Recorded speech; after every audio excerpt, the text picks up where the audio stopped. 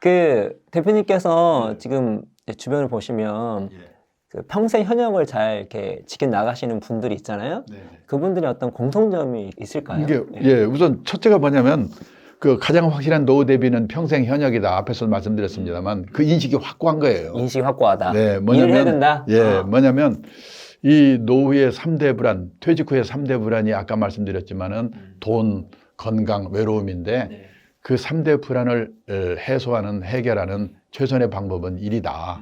그러니까 뭐냐면 자기 자신을 위해서도 그렇고 보람 있는 인생을 위해서도 그렇고 부부간의 화목을 위해서도 일이 중요하다는 인식이 확고하고 그 다음에는 그 변화하는 환경 속에서 자기 주특기를 살릴 수 있는 그걸 찾기 위해서 끊임없이 노력을 해야 되는데 그러니까 아까 말씀드린 것처럼 책 사는 데는 돈을 아끼지 않고 그 다음에 신문 저는 하루에 5개를 꼭 그 지방 강의 다니고 그럴 때 짜투리 시간을 잘 이용해야 되잖아요. 과외하고 갖고 다니면서 스크랩을 해두는데 사실 스크랩을 한 거에 10분의 1도 나중에 활용 못해요. 이만큼 써뒀다가 그걸 버리죠. 그런데 뭔가 결정적인 계획이 있을 때 그중에서 필요한 걸 찾아가지고 글을 쓸 수 있는 게 왜냐하면 내가 손을 들 수가 있거든요. 주특기를 살 수 있는 노력을 해야 되고 그다음에 또 하나는 브랜드가 중요한 것 같아요. 브랜드? 저는 그래서 직장인들한테 요즘 무슨 김상무, 박상무 이런 소리 듣기보다는 이쪽의 전문가 무슨 김아무개 저 사람은 저거의 전문가야. 예를 들어서 노후 설계를 하더라도 그중에서 저 사람의 노후 설계 강의는 요점이 저 사람의 브랜드야. 그런 인식을 가질 수 있도록 저는 끊임없이 노력을 해야 된다고 보고요. 또 하나는 뭐냐면 이제 어디 재취업 같은 걸 하지 않습니까? 일을 하기 위해서는. 그럴 때 그쪽에서 젊은 후배들이 볼 때 2가지예요. 첫째는 저 사람이 와서 우리 일자리 뺏는 거 아니야? 그 경쟁자로 비치지 말아야 돼요. 그다음에 그 꼰대 와가지고 우리 귀찮게 하는 게 아니야? 도움되는 사람이 되는 젊은 후배들에게 경쟁자로 비치지 말 것. 도움이 되는 사람이 될 것.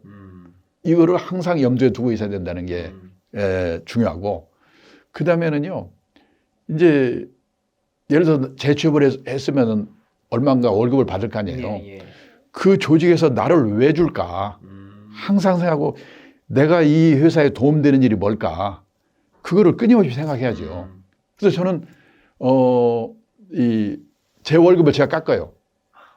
제가 이제 미래에셋도 있었고 여기 지금 있었지만은 보면은 제가 하는 그 일이 그렇게 당장 돈벌이에 도움되는 일이 아닌데 이 회사가 어려운데 내가 이 월급을 받아도 되는가? 그래서 저는 지금 이 일이 직접 돈벌이 되는 일이 아니기 때문에 제 월급을 제가 깎겠습니다. 회사에 차를 준다고 저는 안 받겠습니다. 그렇게 해야 된다고 봐요. 저한테 월급을 주는 사람의 입장을 항상 생각해야 된다. 네.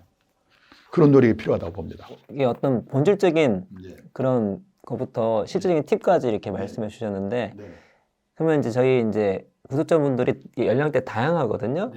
저는 조금 구분해서 했으면 좋겠는데 젊으신 분들한테 필요한 말씀은 딱 해주시면 좋겠고 그 다음에 이미 이제 좀 시간이 지난 분들이 있을 수 있잖아요. 지금 벌써 50이 됐어. 50 이상이야. 그러면 약간 맥락이 다를 것 같거든요. 그래서 좀 구분해서 이렇게 조언해 주시면 고맙겠습니다. 그러니까 젊은 분들한테 말씀드리고 싶은 거는 뭐냐면 그 20대, 30대, 40대까지 분들에게 예를 들어서 후반인생 설계, 노후 설계 이런 거를 미리미리 하십시오. 그러면은 지금 내 나이가 얼만데 그러십니까? 그런데 뭐냐면 행복한 후반인생을 위해서 준비하는 게 무슨 돈 얼마만 모으면 되는 게 아니고 돈, 그다음에 건강, 그다음에 자녀들 문제, 자녀 리스크에 걸리면 뭐 돈 모아봤자 아무 의미가 없거든요. 맞습니다. 그다음에 재산이 다 부동산밖에 없거든요. 그러면 그 가계자산의 구조조정 문제 뭐 이런 거를 종합적으로 하기 위해서는 20, 30대부터 시작하지만 안 되는데 그럼 20, 30대에 할 일은 뭐냐?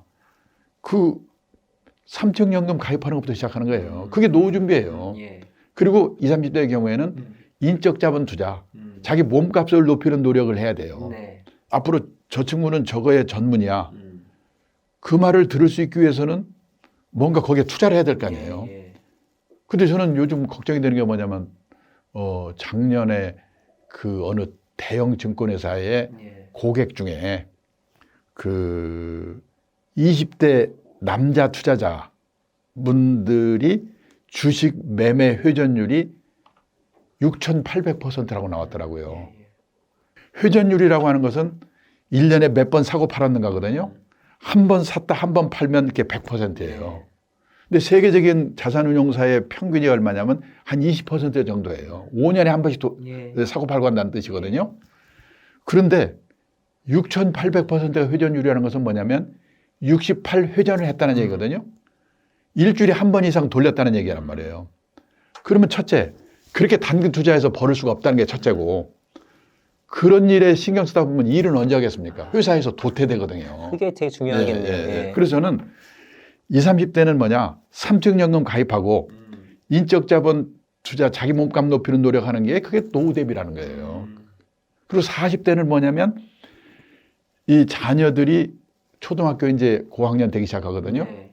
그 40대에 부부가 합심해서 어디 가서 제대로 된 교육을 받아가지고 공통된 인식, 소신을 가지고 이 자녀 리스크 관리를 시작해야 돼요. 자녀 리스크 관리. 그리고 그때 건강의 신호가 오니까 건강 리스크 관리를 시작해야 되고. 그리고 50대가 되면은 이제 퇴직을 앞두고 있으니까 우리나라는 가계 부채가 많거든요. 가계 부채 정리 시작하고 우리나라 재산이 80%가 부동산이거든요. 부동산에 편중된 자산 구조, 그 구조 조정을 해야 돼요. 그리고 이 퇴직 후에도 뭔가 할 수 있는 일거리를 준비하는 일. 그게 연령대별로 하는 일이거든요. 그러니까 젊은 분들은 그게 노후 준비고 후반 인생의 준비인데 젊은 사람들이 무슨 놈의 노후 준비냐고 질문하는 게 그게 아니라는 얘기죠. 그래서 젊을 때 시작해야 된다는 거고. 그 다음에 이제 나이 좀 든 분들이 퇴직을 앞두고 있거나 퇴직하신 분들이 일을 하는 데 있어서는 마음가짐이 중요한데. 마음가짐? 내가 생활비가 모자라서 이 수입을 바라고 일을 했는데 우연히 그 일이 취미에도 맞을 수가 있어요. 또 취미로 했는데 돈이 생길 수도 있어요. 근데 처음부터 취미도 맞고 돈도 생기고 폼도 나고 그런 일이 있으면 얼마나 좋겠습니까? 없거든요.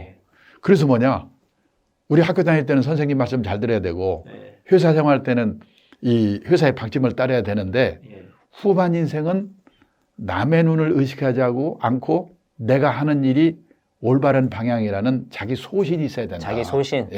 그래서 뭐냐, 주위의 시선이나 평판보다도 자기가 생각하는 방향이 옳다는 그런 소신이 필요한데 그런 의미에서 후반 인생은 자기 만족을 추구하는 시기다. 그런 마음가짐으로 후반 인생 설계를 해야 되고 또 아까 말하는 평생 현역을 해야 된다. 그러면 그렇게 자기 만족 소신을 좀 이렇게 가질 수 있는 어떤 방법이나 대표님만의 노하우가 있나요? 그 소신을 갖기 위해서 예를 들어서 저 같은 경우는 기독교인이기 때문에 그 직업관이라든지 또 목사님이 설교를 들으니까 타인의 눈길에서 지옥을 경험하지 않는 그런 마음의 준비가 평소에 끊임없이 해야 되겠죠.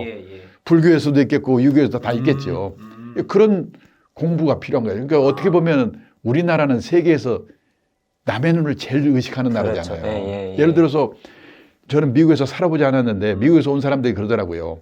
거기는 학교를 졸업해도 넓은 천지에 흩어져 버리기 때문에 친한 친구 몇 명 빼고는 누가 어디서 뭐 하는지도 모른대요. 근데 우리는 뭐 동창회, 향후회, 무슨 뭐 이런 데 동네 모임, 그다음에 카톡방 해가지고 이 남의 눈 때문에 이렇게 미치는 나라가 없잖아요. 그러니까 남의 눈을 의식하자는 게 참 중요한 것 같고.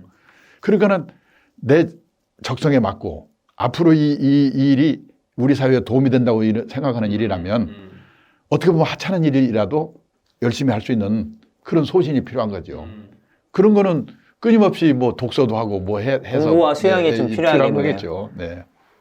그 제가 이제 40대인데 말씀 들으면서 그래 맞아 제 때 말씀하신 적용해보면 자녀 리스크 관리하고 건강 관리하는 게 되게 중요하고 저보다 그 전에 젊으신 분 같은 경우는 삼층연금을 준비하고 자기 자신에게 투자를 하고 또 이제 50대 이후 분들은 이런저런 거 너무 이렇게 주변 신경 쓰지 말고 일을 열심히 하자. 근데 눈치 보지 말자. 근데 그런 마음 갖기 위해서 공부도 하고 수영하자.